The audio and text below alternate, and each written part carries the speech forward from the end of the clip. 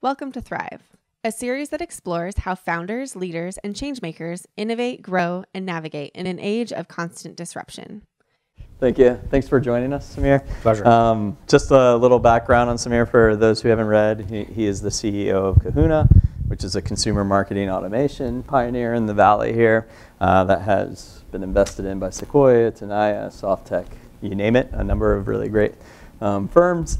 He has been there just about 7 months, Yep. right? Before that, he was leading up success factors from a kind of a general management perspective. For a couple of the SVP. products, yeah. Yeah, for a couple of the products. And before that, it was in services for 15 years, right? Yep. And we'll get into some of this.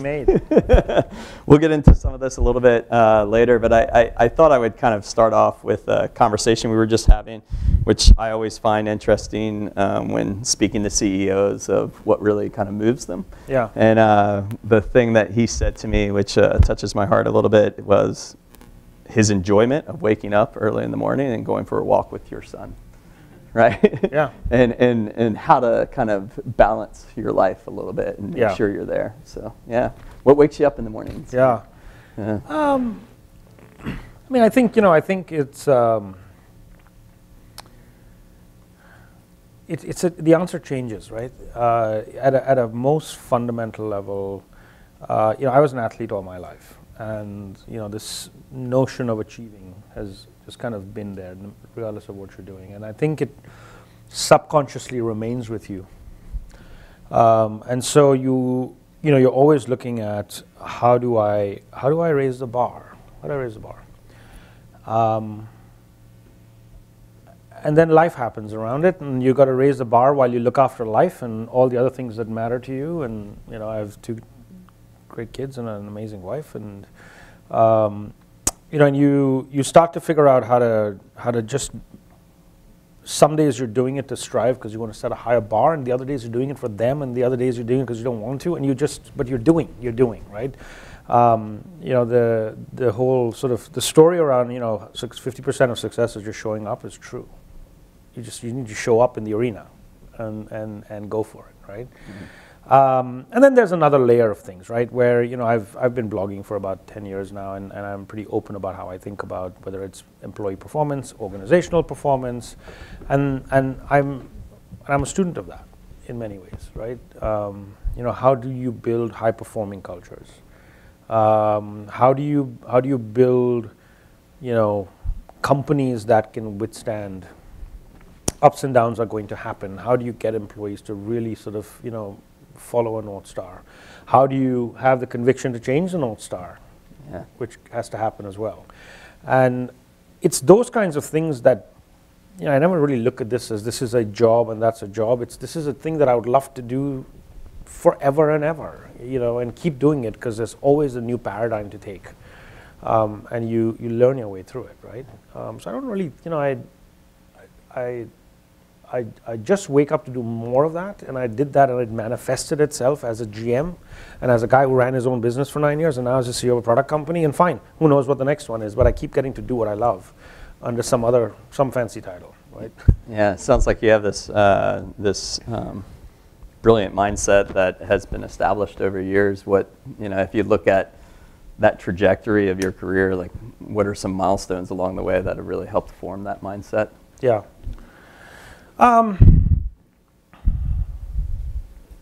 It's a great question. I mean, I think, I can't tell you it's been perfectly scripted. Mm-hmm. It wasn't. It looks all beautiful right now when you look back, and you can write a great book about it, but no, it didn't look like this. Success is like this, right? My wife will always remind me how, like, I can see it. I can see that look in your face. You call it upping the bar. I'm calling it you're bored, But yeah, I mean, I was 38 years old after I had built my own services company for many years, and and I was like, well, I'm in Silicon Valley, and I've been around products for a while. If I'm going to make a shift, this is the time to do it.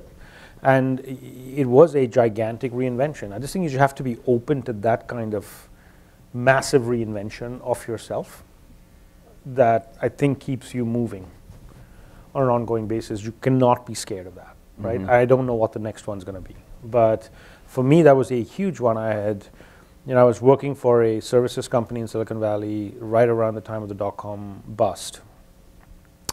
And the company is a good example of why it's not scripted, right? And a circumstance kind of hits you and you make a choice in life. The company imploded. So it imploded, like every Silicon Valley company, it was gone. I was running a business for them on the West Coast, and I had about 10 or 12 really big brands who didn't work for. And they said, well, the company's gone, but we still need the work. And I said, literally, I don't know why I said this, but I said it. I was like, give me 48 hours, I will incorporate. And I went to every now laid off contractor on the team and said, I'll put you on a 1099 for a month. Let me figure out what it takes to start a company, because I don't know, even legally. But I know I can get you. I had an accountant who used to he was my personal accountant, but he also did small businesses. So I was like, dude, I'm not calling you for the normal stuff. This is not about my taxes. This is about, this. And literally my wife and I sat at the dinner table, and I'm like, I don't know what to call this thing. And she's like, well, what do you do? And I was like, well, we go to tech companies, and these are marketing departments in tech companies who are marketeers, and they don't understand technology, but they're marketeers, and they know technology is moving really, really fast. And what I've done really, really well at my old company, which is now imploded, which is why they want to keep us, is we helped VPs of marketing who needed to worry about being marketeers. We took on the work of saying, I'll monitor changes in technologies for you, and you trust me to bring them to you, and together we'll make a decision if this works. And, so you span the gap between, and my wife's a teacher, right? So like, you span the gap between business and tech. I was like, yeah. She's like, and what do you do? I was like, we do strategy work with them. Great, span strategy. I was like, done. That's the name. Terrible name. Whatever. And so you've just. I mean, my biggest lesson from that, and even the next one to success factors and all is and if there's one thing I could share, right? If there is something to glean out of all of this, is you've just got to be present in the moment. Right? You've got to see these signals. You can't be inundated, right? This person came. I could have told this customer, I don't know what to do. I don't know, right? But you're like, wait a second. There's work. There's business to be had. There's people who need to be employed. Something can be done here. And do you ever feel yourself? $42,000 that first year, right? After we just gotten married. I had just bought a house in Palo Alto. I was like, I don't know what's gonna happen. It worked. You just got to take the leap. And do you ever find yourself not present?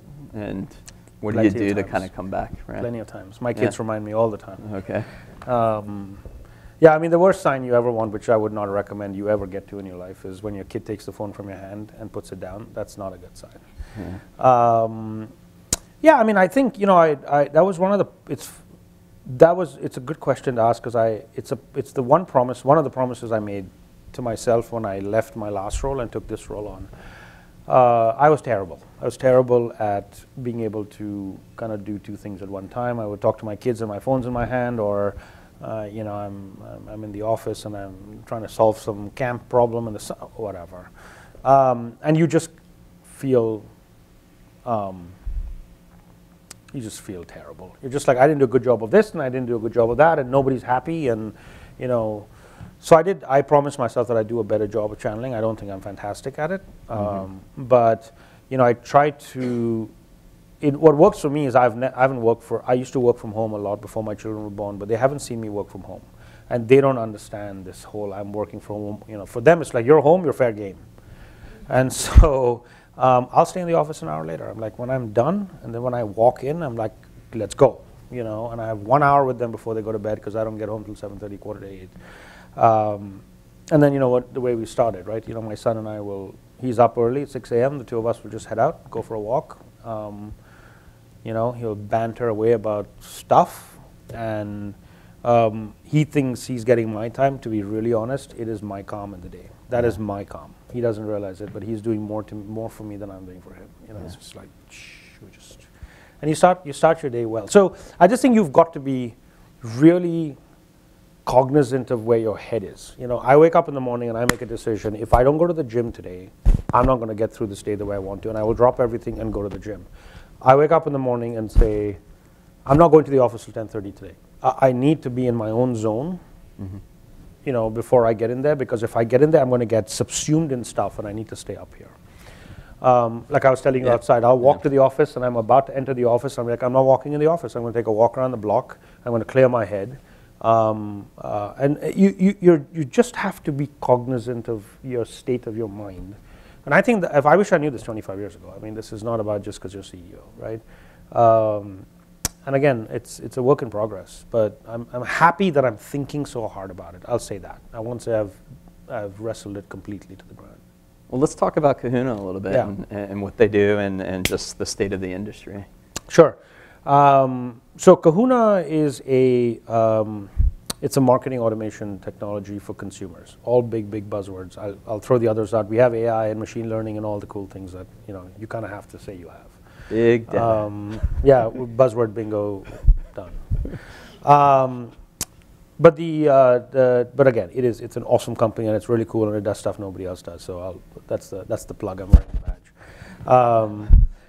No, so Kahuna it's very interesting. What got me interested to sort of join the company was the premise. The premise is quite simple. We're all consumers, and this is why I love it. Finally, I can talk to my kids about what I do, and they get it, and my wife and everybody, right? It's designed for brands who sell to consumers, right, or retailers or e-commerce vendors. And the hypothesis is the following: prior to the mobile phone, if I am, let's just pick a vendor, right, Nordstrom, and there's no reason why I pick them, but let's just pick them. Nordstrom would reach out to you and me via email, was the only channel in which that they reached out to me. And the only signals Nordstrom ever got back was, okay, you clicked on something and you opened something, and that's all they had. And based on that, they decided that they're going to spam you even more in, because they've made some kind of guesses based on what you might have opened, what you didn't open.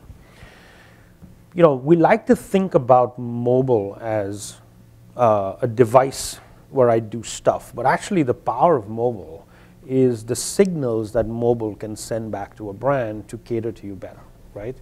So wherein an email just says, hey, I opened this and I looked at that, mobile tells me, Samir buys gray shirts and suddenly he's looking for swimwear. Or he's looked at the shirt 5 times. Or he's left $100 worth of stuff in his shopping cart. Location, things that you and I these days are more and more attuned to keeping open, right? Like, I mean, Uber would never exist if you didn't give them your location. Like, this is a non-starter. And, consumers are getting to a point where if you get 10x value for sharing certain data points, you might be interested. Uber gives you 10x value, and you're like, sure, I'll let you know where I am from a location standpoint. It can't be 1x, it can't be 2x.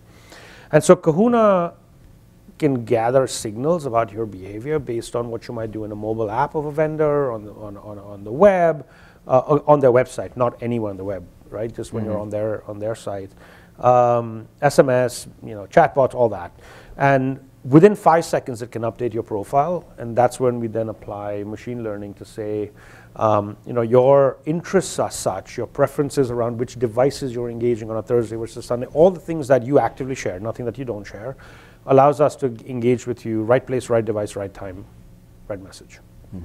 So, our typical customers are modern marketeers, right? The Dollar Shave Club is our customer. Yelp is a customer. A lot of modern brands who treat who want the consumer to be at the center of the process versus, how can I batch and blast you more often, right? Yeah. And it's a paradigm shift in that we have never been able to be engaged as consumers as one-to-one. We have always been part of a segment and a cohort, and Samir is like you, and so therefore you guys both wearing blue jeans. It's just all superficial stuff, right? But we are increasingly leaving the kinds of signals out there that can allow a brand to engage with you as an audience of one. That's what we call it, right? Yeah. So that's kind of it's a really, really interesting industry. Who's some of your competitors? And Or It's a good question. So we've actually gone through a bit of a change lately. Our original competitors, you know, our predecessors are companies like ExactTarget and Responses and these big B2C marketing automation software companies that got bought out by Salesforce and Adobe and Oracle. What we are now doing is we're actually providing all of the machine learning and the artificial intelligence as a decision system that sits alongside these applications. So we're just a rocket fuel underneath them. Gotcha. If you use them for your basic stuff, you don't need to reproduce them, remove them. You just plug Kahuna in underneath, and it will give it the instructions and say, you know, 7 p.m. on Thursday night, not an email, iPad notification, not a phone. You know, Sunday morning, you got a cup of coffee in your hand, hopefully with your iPad or with your email open. Email's a better channel. Mm-hmm. So it's, you know, the data science elements are really, really heavy. That's the one thing we do better than anybody else. And we leave the delivery of emails and the mobile messaging and everything to somebody else. Yeah. And will you continue to focus specifically on that over the next 18 or 24 months? Or are you broadening product lines? No, so we'll definitely stay focused on this. But there's so much left to do in there, right? You know, I was with a customer, a prospect, hopefully a customer soon, right before this, and you know, when you look at, you know, let's just again sort of roll back to you, right? You know, you like beer, you drink beer on Thursday nights, right? You know, Kahuna would know that if they were working with beverages and more or not, based on your buying patterns and what kind of beer you like, right? There's so much left to be done in terms of being better at engaging with you, right? If Kahuna knows you drink beer and you drink it on Thursday nights, great, we can send you something on Thursday evening on your way, you know, hopefully on your way I'm going to buy some beer. But based on, you know, other factors around you and your behavior, you know, maybe you like baseball and it's raining on Wednesday, and it's known that when it rains, people drink a lot more beer. So, you know, and this is not just Kahuna, I think as an industry, we're going to help spark buying events. Mm-hmm. Technology hasn't let you spark a buying event. They've been really good at catering to a known event. You know, can we spark an event and a buying cycle, right? So that's one example of about 50 you know, different things we can do to really get brands to stop putting you into buckets and treating you as an individual. And I think that the experience that that all of us have come to expect as consumers, and I don't think we look at it this way, but it sits between two bookends, right? One bookend is, you know, when you shop on Amazon and you look at sort of the recommendations at the bottom, they're amazing, right? You may not buy everything, but you're like, holy crap, like, wow, you nailed it. Yeah. So that's a function of really good one-to-one personalization because they have your purchase history and machine learning to say, if you like this, chances are you're going to like that. That's kind of one bookend. The other bookend is Uber, where there is no people segmentation, there's nothing. There's just me and my behaviors, and all the marketing and engagement is done based on my interests, right? Mm-hmm. Everybody's going to have to fit in there, right? From an experience standpoint, you know, from the time that you order an Uber to get in an Uber to get out of an Uber and pay your credit card bill, at no point in that process did you ever think that you were marketed to or sold to, right? Yeah. Yet they're making billions. That's like, we're all subconsciously expecting experiences that look more like that. And every time a brand is not like that and they do something to you that feels impersonal, you're going to start to recognize it and feel it, right? So, you know, when we look at what we call the third war of commerce, which is on us right now. Explain that a little bit. Yeah, so, you know, if you look at sort of, you know, you look at three sort of broad phases, if you will, right? There was sort of e-tail versus retail that happened in the dot-com days, which gave rise to the Amazons. And that was purely a operational efficiency value play, where Amazon could take all this cost out by not having all that physical space and provide you with something that was cheaper, right? Then in the last 10 years, you had a whole slew of new brands come up. You know, Bonobos is one of them, Jet, Revolve Clothing, trillions of dollars of brand new companies that elbowed their way in to a world dominated by an Amazon. And they did that by doing two things, right? One was they came up with really compelling products. They changed the product. Uber didn't come up and say, I got a better cab. They changed the entire product, right? Combined with online and the efficiencies that come from digital, but you change the product. Now, the leading brands, and frankly, the leader in this is Amazon because they don't want to get Amazoned by somebody, is applying gigantic amounts of machine learning to really understand consumer preferences, right? And to do that, they're going to crazy lengths, right? They're going and buying retail businesses. If they think they can know you better by bringing in your whole food shopping profile, they're going to spend the money. It's a drop in the bucket for them to get better at knowing you. It's nothing, right? Every brand right now is going to compete on one-to-one personalization. So when we talk to big retailers who are shutting stores down and are looking at reinventing themselves, the way they're looking at having a shot is one-to-one personalization. If they can connect with you in a way that nobody else can connect with you, they will buy themselves enough time to put better products inside. If they can't connect with you, it doesn't matter how good their products are, right? So, there is very little education left when we go talk to these customers about one-to-one personalization. And now, in our case, the case studies for Kahuna success are becoming quite public. So it's a good timing in that sense, right? So you're in the B2C, or you're selling a B2C product in many respects, but you're in the B2B business. Absolutely. And one of the conversations we were having earlier was around product market fit, understanding opportunities, but really getting out there to talk to customers. Yeah. And just talk about a little bit about the first 7 months, getting out there, meeting customers, and what you've learned along the way, and what you thought you knew beforehand. I think. I think there's two things, right? One is you have to go in and be able to spot the undercurrents, right? Like not what they're saying, what they're not saying, what they said. Oh, by the way, like you're literally looking for words to see, how are they talking about what's really keeping them up at night, right? So that's kind of one bucket of things that are not very explicit in the way that they're responding to your very stated questions. I think the second thing is. It's very easy to get into confirmation bias when you're listening. You want to hear what you want to hear, and you're not listening. You're just like, like they said that one thing, but they said these 4 things, and you've got to be super honest about, what are they actually saying, and it has to run through all of the pieces that will get you to a successful product, right? Which are, obviously the product has to work. It has to be consumable in a way that they will buy. It cannot defy what I call the laws of organizational gravity, right? Which is, if your product requires 3 functional areas to come together and get into a committee and decide, it ain't going to happen. It's going to take you three times the amount of time to close a deal, right? You can't get caught up in not listening to every single signal that says, I can sell this, it can sell in a certain amount of time.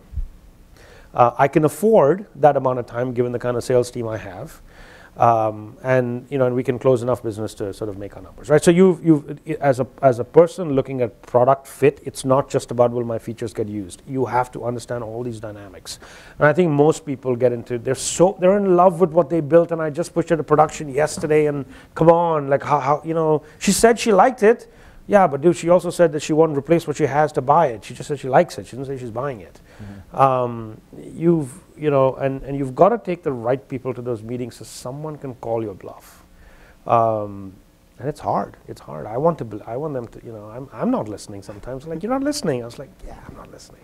One of the things you said earlier was, coming into a smaller company, you're like, this should be a little bit easier. It's a smaller company. I'll be able to wrap my head, and I'll be able to create a plan pretty fast. And a couple of people were telling you something a little bit differently. Maybe go into that. Yeah, I mean, I think I had a lot of friends who had recently been CEOs, and they had all said it will take you 8 to 12 months to truly understand how you want to build a great company. And I was like, you're full of it. Like, who has 8 months? Silicon Valley, it's a lifetime. And there was a lot of things that we did in the first 2-3 months, and I was like, I told you you're wrong, and we it was a bit of a reset for the company as such, and we had to get the people fired up and get them back to a good place. And we made best companies to work for in literally 5 months of this, and I was like, what are you talking about? We're on our way. Like, we did in 5 months, right? We're great. And I don't think you think through many other facets, which is, again, you need some time to get in front of 50 customers. It's not going to happen in a month, right? So there's that.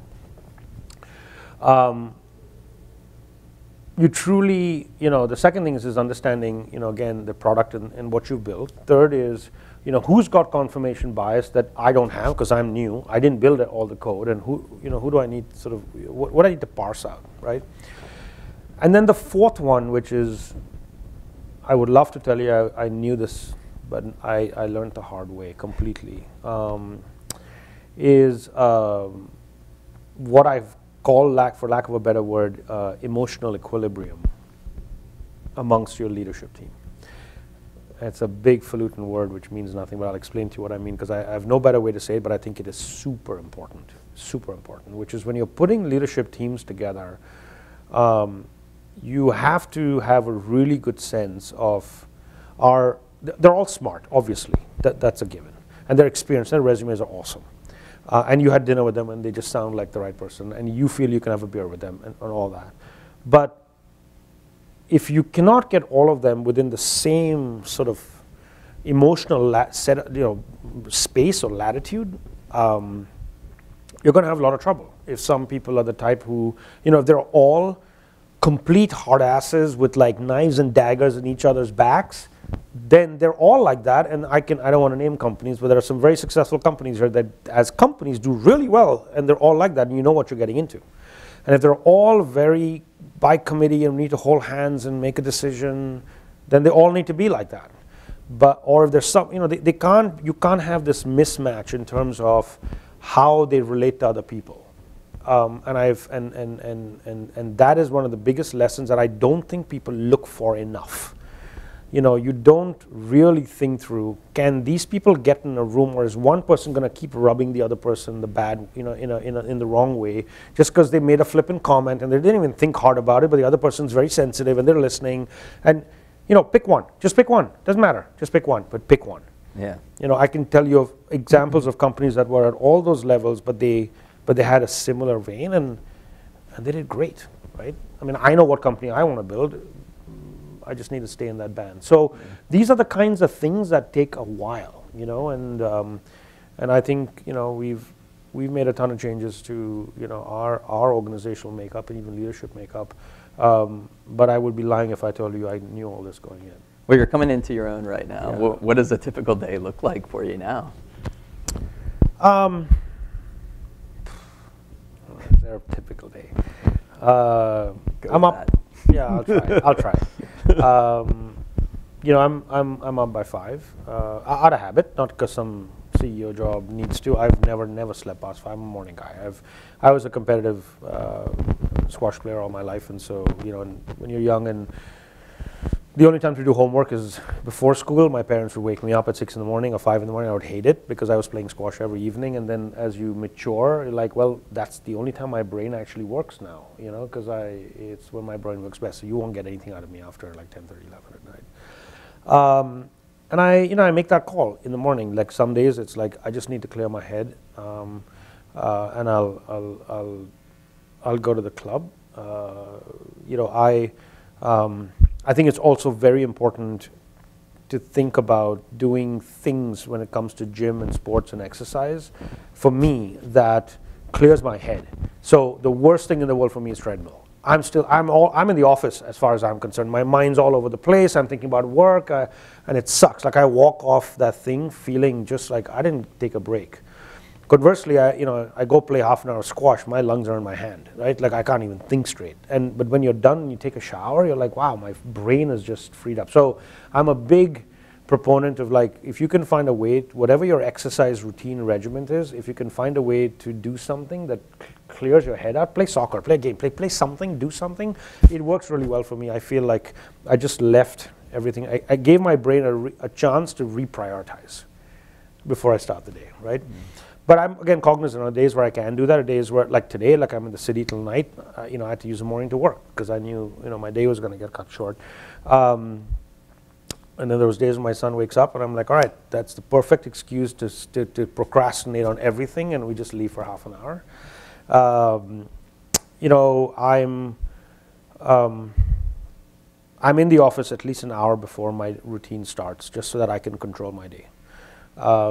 I think one of the best things I did 7 or 8 years ago is, you know, I used to feel like I felt like my sort of, the start of my day had a big impact on how the rest of my day was going to go. And I started to force myself to do and finish one thing in the morning. And my whole day then is in action mode after that. You know, when you're like, done, like I got that big email to that customer, like I forced myself to finish something in the beginning before I start dealing with people, and the rest of the day, all I'm doing is looking for what can I knock off the list, what can I knock off the list. And I think that's really important, because it's very easy to blink and be like, well, I did 9 meetings today. Everybody else got what they wanted. I haven't started my day, right? Yeah. So again, it's just like, you know, you just got to be present. Like you can't. It's very easy for this world to like subsume you when you're in this role. And are you able to shut off at night? I mean, can you? Are you staying up sometimes, or? You know, I'm not staying up because I start really early, but other days where I'll wake up at 3 in the morning, yeah. It's just, it is. I mean, I'd be lying if I didn't say, you know, that's not there. It's there. I'm exhausted. So I mean, no matter what's going on, I will fall asleep when I'm ready to go to sleep. But I could be up at 3 in the morning. And then I'm like walking around the house. You know, it's not often. But I feel, again, you know, gym really helps. It regulates your body really well, right? So when you're working out, you're forced to just regulate. Yeah. And diet, you know, I made some big changes to my diet. It's helped me tremendously. It was never bad, but I made some pretty drastic changes, and I feel like, you know, my energy is twice the amount. I can go till 7, 8 o'clock at night.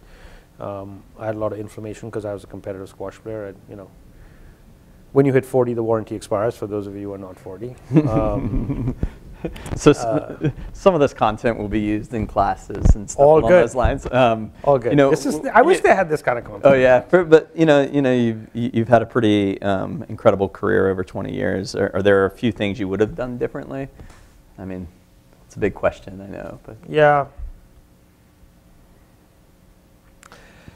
You know, when you're in the moment, I can tell you 5 things I do differently, but then I stop myself and I'm like, every turn that I made got me to here, you know, and so it's easy to sit back and look at, you know, things that I would have done differently. I mean, now that I've taken this job and I'm in the CEO role and I did the GM role before it, are there days where I'm like, well, you know, I wish I hadn't stayed in consulting for that long and started this process. I could have started this 5 years earlier, and I would have been on my second CEO job now because I'm loving it, you know. But life was good then too. So I don't really try to think too hard about. You know, I think life just has a way of, for most of us at least, you know, it just kind of finds its way, right? So I don't really have any regrets in that sense. I really don't. You know, I'm sure other people do, but I don't. Like I just approach life and like.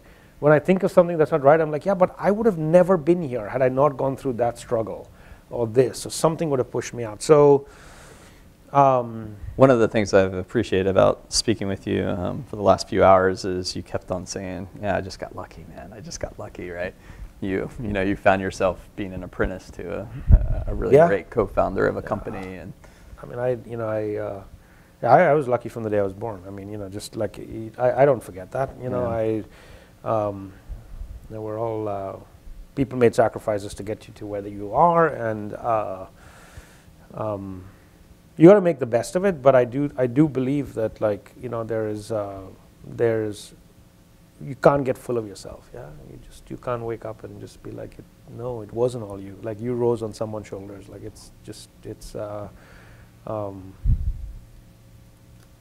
that's the philosophical side of it. So before we head into QA, it's kind of the last question. You know, there's a number of aspiring CEOs, product managers, program managers coming up in Babson right now. What are the 3 pieces of advice you would give them, particularly as they're coming into their, you know, first year of working or first few years of working?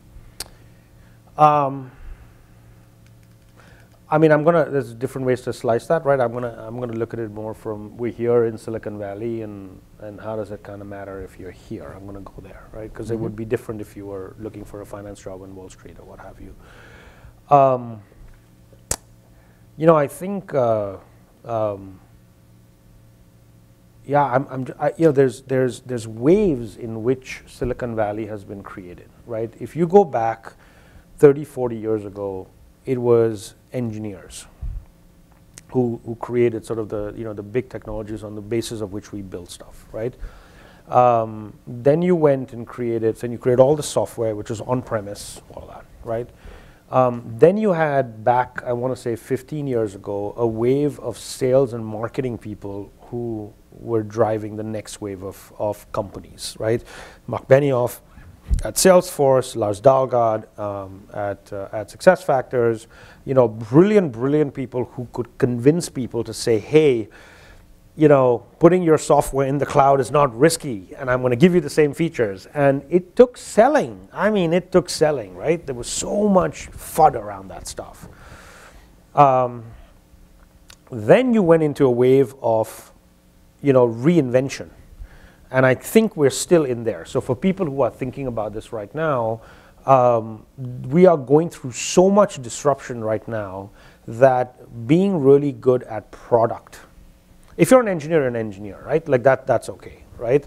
And you'll work with product people. But if you're trying to groom yourself to be a CEO, or even if you're not, you know, if you're doing customer success, you're doing other functions, every company right now is product-led. Every piece of disruption right now is not a tweak to the business model. It's not like, hey, I can do the same thing for cheaper. Or, you know, it's all about coming up with products, right? Uber, again, was not another way to give you a cab. The entire supply and demand chain of that industry got changed to come up with a different way to get you from point A to point B, right? So I would tell you to really understand how to thrive in a product-centric world, because all of the innovation right now is coming from building, like I said, not just it's easier to buy, it's cheaper, you've reinvented, you know, an entire industry, right? So I would think really hard about what is that, how is that done, how are the best people going and getting their first 10 customers when it's their idea. You know, how do you, what I was talking about earlier, how do you keep an open mind so you're not listening to what you want to hear, but you're actually listening to the signals? Are you paired up with the person, if you're not that person, to help you with how do I distribute this? What's the cost of distributing? You've got to think with all those elements in mind. And I actually think that, you know, I think the Babson program could be instrumental in doing some of that. Yeah, great. Well, I want to open the floor to QA. Anyone have any questions? Yeah. Samir, earlier on you were talking about creating an emotional equilibrium. So it looks like one of the first jobs you take on when you come into a company is taking care of social engineering. What does that process look like? You know, do you try to change the people? Do you try to change the culture? Like, what are the steps in there? No, I mean, you know, I think I just never approached it with change. I approached it with, like, we're going to be transparent. If you guys were before I showed up, great, we're going to do more of it, right? Like, you're not trying to unnecessarily put a stamp there. You're just trying to be very clear on, in a startup environment, any employee knows that there's a ton of things that you know and you don't know as a leader, right? This is not like a large company where, like, well, you're the leader because apparently you know everything. You just have to be open about what you know, what you don't know, what you learned last week.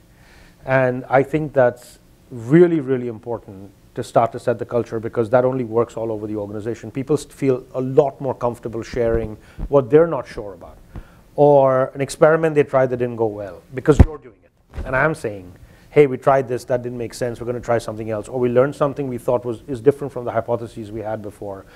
I think you just have to lead by example on that. You've got to live that, right? Like, versus, and of course, if you feel like the values of the company are wrong and you got to fix that, that's okay.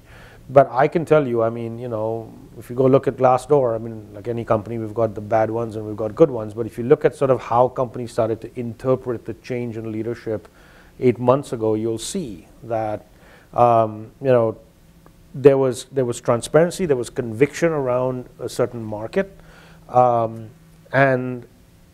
honestly, the ability to communicate. I mean, you know, if there's one thing that I wish Babson had more of when I went to Babson was, I wish we had a lot more of this, you know, at some point, the softer stuff, right? So at some point in your career, it is not going to matter, you know, how good your engineering degree was. When you get to a certain stage in your career, your communication skills, the presence, you know, and I've been, you know, I mean, I think I'm pretty good at those things, and I've done well doing it, right?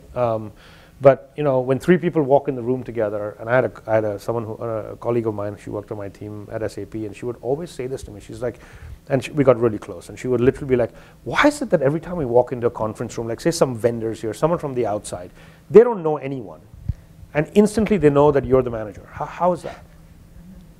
You know, and so my point is, and this is a skill. I inherited this from my mother. Like I know where I got it from. But I would be, you know, those are the things that matter a lot more, and people seek that out in leadership. Thank you. Yeah.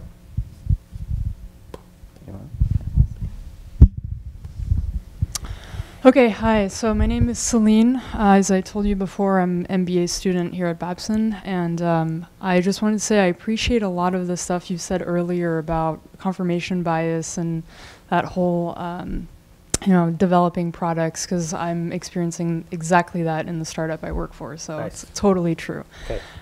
So my question is, we're actually taking the Intro to Marketing course right now, and don't throw any fancy terms at me because we're only in week 2. Yeah. But what did you do? What were you doing before the program? Like what's your career path? Yeah, I'm in the part-time program, so I Okay. work for a tech startup. We're in a web application portal for a specific niche industry. Okay. So anyway, So your role is like, are you in the engineering I side do or- customer success. Perfect. Yeah. That's it, yeah. So my question is, you kind of spoke to this third wave of marketing. And so what do you think are the fundamental concepts in marketing that are being shattered by this third wave? I just wanted to hear a little bit more about that. Yeah, I mean, I think there's simply one, really. Like there's other offshoots of it. There's only one, which is, you know,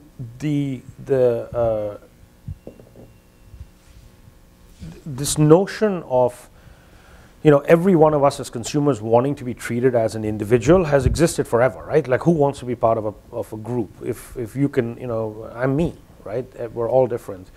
The technology has never ever been able to live up to that at scale in a consumer environment, right? Like if I sell to businesses and I only have 50 customers, and each of them, you know, is worth say $2 million a year to me, I can deploy 10 people to do nothing but learn that customer. Like go, that, you know, 10 people, that's $1 million one-time cost, and we'll gain it. But in the consumer world, that's really hard, right? So we're now at a point where the technology allows you to be able to scale both understanding you and engaging with you. Like we're at the early stages of that as an industry. Even though I think Kahuna is the best at doing it, there's still going to be decades of deployments that's going to happen, you know, to make that better, right? Marketing will talk to you about segmentation, right? Big words, right? And we are the anti-segmentation people. We're like, no, because we're not the same. You know, we may wear blue jeans, but we're not the same. And I do have a vest. though. You do? Yeah. All right. We keep going. I have another one in the car. Yeah. I can get it. So I think, you know, fundamentally I would push the envelope on one-to-one personalization and force the discussion to go into, as a consumer, what do I want to? How do I want to be treated? And I can guarantee you the answer you come up with is for the first time close to being possible than it's ever been, right? Because it's easy to throw flippantly big words like one-to-one and personalization and all that stuff. And I would really, really push hard on what does that mean? How does the customer's marketing org need to be wired now for this one-to-one world, right? What jobs and roles are kind of going away and what roles are coming, right? If you don't need 20 marketeers to sit there and actually say do segmenting because the software does it, well, what are they going to do? Like, I think to me, those are big discussions that are worth having. Does that make sense? Yeah, no, I think that makes sense. I can also see how with the advent of data and being able to harness more data on users, that it makes that transition possible. I mean, possible, that's the right word you used. I mean, like it's a non-starter without it, right? So, you know, and this is a touchy this is a tricky subject, right? Because every time you talk about this, people start saying, oh, well, privacy, and you're looking, no, this is not about looking at anything you didn't want us to look at or anybody else to look at. This is, if you didn't opt in, you didn't opt in, right? But I truly believe that, you know, the Ubers of the world have really pushed us to agree that if you give me back 10x value, I'm willing to actually share more than I was before. The problem wasn't I didn't want to share. The problem was I never got anything back for it. And now I kind of am, right? And so, you know, those are huge data points, right? So to your point, that's data because I'm getting to share. I'm getting to glean your behaviors, right? We're going to combine that with third-party data now that can help me understand how your behaviors are affected, right? You know, the fact that there's a baseball game tomorrow and the fact that you like beer and the fact that you're going to see the game, what is that telling me about you and what can I do? I mean, you know, this sounds a bit dramatic, but you know, I always tell customers the best marketing is information. If your marketing is really good, it's information, it's not marketing, right?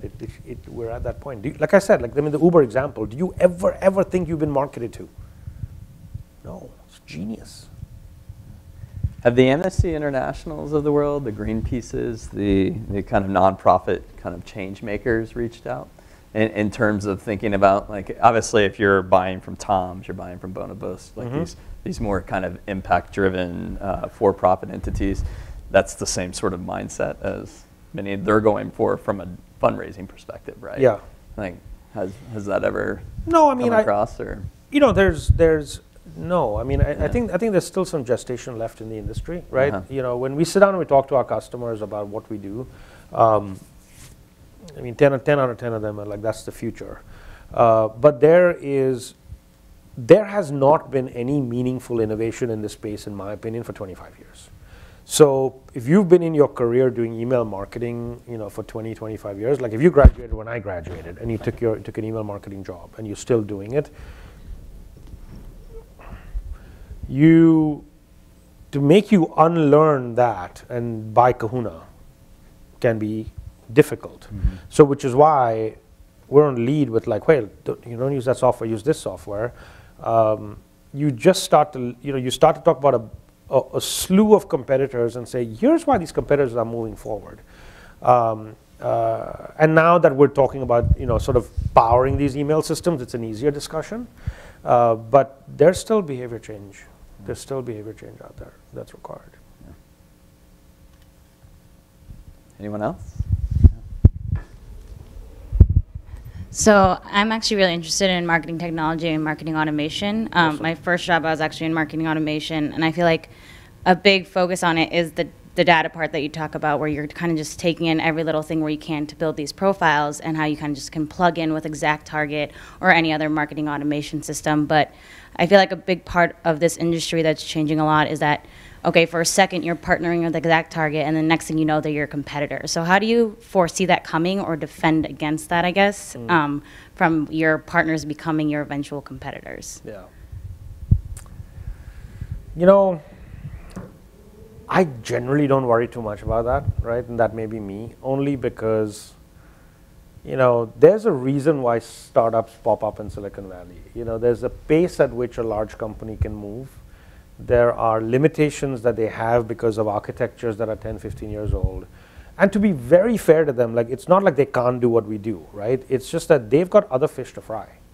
And, you know, if we would worry about that, like, no startup would ever come, because technically that big company has 6,000 engineers, and they can, you know, we always say, well, they could throw 20 engineers at this problem and solve it. Yeah, they could, but when they do it, we'll worry about it, because until then, they've got really meaningful problems to solve to keep their software meaningful and up and running. Now, does that mean that it doesn't happen? Of course it happens. But there is something, you know, don't ever discount the power of a small team doing one thing and one thing only, right? And I have some authority to talk about this because I just came from SuccessFactors SAP, right? Gigantic company. And, you know, when there's even a small hitch in terms of earnings and all that stuff, what do you start to, you know, where do you take resources away from? The experiments, right? The things that are making money will always get, you know, and so innovation gets really, really, really hard, right? Now, don't get me wrong. There are very, very good ways for us to build moats around our business. Like, I'm not being naive here too. I know how to build a moat around our business, but you know, we've got great partnership discussions happening with all of them that says, hey, great, like if you take this off, you're solving that one problem that the customer kept coming to me with, so I can take care of this, right? And, you know, the most successful companies on the planet kind of came out, many, not all of them, right? Came out doing that. So every time I worry about that, I look at the building and I look at like the ridiculous talent we have in the building. I'm like, you know, they can't keep up with us. Like and they don't want to. They're partners. Like these guys, they're ridiculous, the amount of stuff they put out, right? And so I feel good about that. Or I make my confirmation bias. Any other questions? So I want to go back to the third wave question. You know, I'm looking around. I'm seeing, you know, marketers. I'm going to send you. I'm going to send. If you get, I mean, I will send out a 3-page thing on this if you guys want to read it. No, it's there. No, we have yeah, one. absolutely. Please do, because that's the first thing they teach us is segmentation. Like, Oh, you're gonna have fun with this. So I'm not pitching here, I promise. But if you go to the Kahuna blog, all the content is on this topic, all of it. And there's a brand new article going out on an amazing public, and there's stuff on CMO.com written referring to Kahuna. There's stuff on Martech, all of that. But I think if you go to the blog, you'll see content and this this white paper that you can download about this topic too, right? But and I'm happy to email it. Oh yeah, absolutely. Right? Yeah. But my question was more towards, I guess, practical, towards Babson students, right? So you start off before the skill that was the strongest weapon was those engineers. Second skill that was most valuable in the second wave were those salespeople and those marketers. And now you're saying it's product people. I guess given the fact that not all of us in this room are product folks, we have customer success, we've got marketers, we've got sales guys like me. It's like when it's different from depending on the size of the company of how to do this. But what would you have done if you were not within a product role earlier on, or what did you do to sharpen that that spear of becoming that product marketer or the product guy? It's a great question. I think so. Let me maybe clarify something. What I didn't in any way mean that everybody has to become a product person. What I was saying is, make sure you're at a company that believes that you're going to lead with product and innovation right now. They need CS folks. They need salespeople. It's not like they don't. But if you don't have faith in the product right now, you cannot wing your way to success, is what I'm saying. UX, design, experience. Think about it. Like from 5 in the evening to 9 at night, you're using the most sophisticated, simple apps, whether it's Facebook or Snapchat, Instagram. And then you go to work and you got to use this crap, right? Like those days are over. Like you can't do that anymore, right? So just I won't put that aside. Like this doesn't mean everybody become a product person. It just means if you do not have conviction that this company wakes up on trying to build a superior product every day, that's going to come back and bite you. So does that make sense? Absolutely. Okay. If you made me pick about who I am, right? Like, I don't know if I would say, like, I have product people in the office. I'm like, dude, you're way smarter than I am, right? Like, completely. Everyone thinks I'm product guy, and I am in some sense, but I would say I'm more product marketing if I had to pick something. Like, I like to get up there, take a big-ass blowhorn and talk about what I do, and I want the product to drive and meet me in it. Like, I want to take a flag and throw it. I'm like, that's it. And I want everybody to run behind it and build a product into that, right? Versus me saying I'm a product guy, which is like, let me talk about the features I have right now. No one gives a shit, because by the time it goes live, it's outdated anyway, right? Like I wrote a blog post where, and I believe that, and I always have our product teams read it. It's just like, in my mind, your product is your roadmap, right? It's not your product. Your customer's buying into, why do I want to be in business with you for 5 years? not what I'm buying right now. So I'm not saying you need to become a product person, but I'm saying if you want to continue to have faith in the company you work in this day and age, if you're doing something truly disruptive, right? If you're working for a large company that is still selling technology built 10 years ago, and there's nothing wrong with that, and you're making a lot of money, that's a different job. But if you're in startup land and you're trying to do stuff, if you don't feel like there is conviction and everybody is putting product first, till you hit product market fit, it's gonna be tough.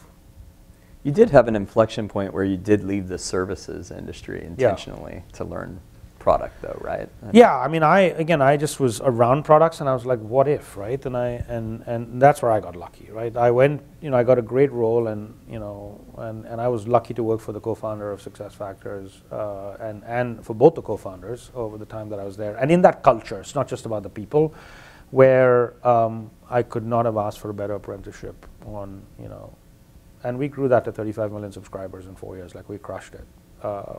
But I was, right place, right mentors, right? Take a deep breath. Holy crap, we got to 10 million. I have no idea how we're going to get to 15. What do you do? Let me tell you, right? Find those people. Any other questions? You mentioned about creating an executive team, or creating a team of executives, and how you need them all to be in the same bandwidth of thinking. How do you balance that with getting unique people and those people actually think differently, so they bring something new to the table rather than just thinking on that same bandwidth? Sure. I mean, so my point there was about emotional equilibrium, not IQ, right? This is more about EQ than IQ. I think, so I've never had that. The balancing was more around, can these people with different backgrounds, different experiences, still level at the same, sit down in a room, don't take it personally, have a discussion, be okay if someone gently wants to poke, your function in the back a little and be like, hey, what are you doing about this? Or just be able to be in a place where there's massive amounts of transparency and velocity. Velocity is what gets lost when you have those problems, because people are tiptoeing around each other, and I don't think I can tell you, and I got to wait, and you look really sad today, and I'll come back tomorrow, and like, dude, 4 days are gone, right? Like, we haven't done anything here. So speed kills, right? I mean, lack of speed kills in Silicon Valley. So I don't think I think it's about you, it's the opposite actually of what you said, right? Which is, of course, the first thing you're looking for is, do they bring something to the table that is more than just 1x in terms of their value add? But you need to not get completely mesmerized by how awesome they are if they're not going to fit, because they're not going to be effective, right? And your good ones will quit, right? If you don't think through that. So it's tough. It's not like I'm giving you the answers. I'm just trying to tell you what to think about, right? So it's 10 years from now. What are you known for? It's the last question. It's the greatest one. 10 years from now? Yeah, how about 5?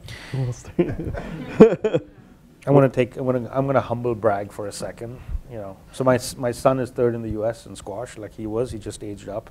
And in 10 years from now, like, I just want to like be able to be around and like see him through like where he is then, and have the resources, knock on wood, to be able to support him in what he wants to do, and my career will take care of itself. Like, I don't know. It's maybe not the answer you guys wanted to hear, but like, I have a 5-year-old and she's doing well, and like, it's just like, you make a ton of sacrifices in this job, in this role. You work really hard, and it sounds like I've got it all balanced, but I don't. And you don't want to ever wake up. You will never be able to justify all the commercial success you had if you don't look out for those things. There's just no question, right? Like, it won't matter. I know way too many CEOs who are unhappy human beings, who have just sacrificed too much, who would give it back. I just don't want to be one of those people, right? I work really hard, but I'd like to, the tenure story has, the tip of the spear for the tenure story has to be one of those things. Yeah. Not like, oh, you run a bigger company than Kahuna. Hopefully. I appreciate that. Well, thanks so much. All right, thank you. Yeah. Thanks for joining our conversation. For additional events, tools, and articles, subscribe at thrive.freerange.com.